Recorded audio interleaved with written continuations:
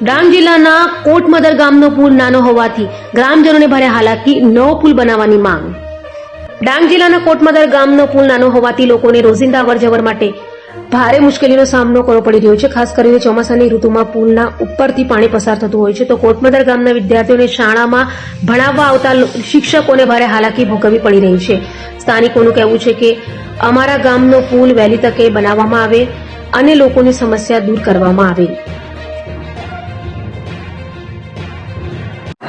मैं अभितेश भालेराव कोटमदर गामनो आगेवान અને સામાજિક કાર્યકર્તા તરીકે છું।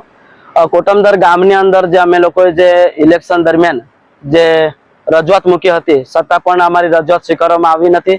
સરકારને અમે વારંવાર રજૂઆત કરીએ છીએ। અમારા ગામના જે છોકરાઓ કોલેજ જાય છે અને શિક્ષકો કોટમદર ગામમાં ભણાવવા આવે છે।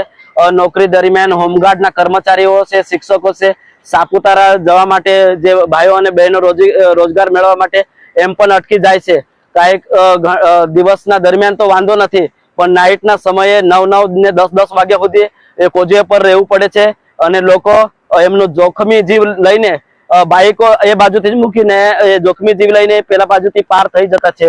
અને અમે સરકારને એ જ રજૂઆત કરીએ છીએ કે અમારું કોઝવે જલ્દીમાં જલ્દી તૈયાર થાય તે અમે તમારો આભાર માનીએ।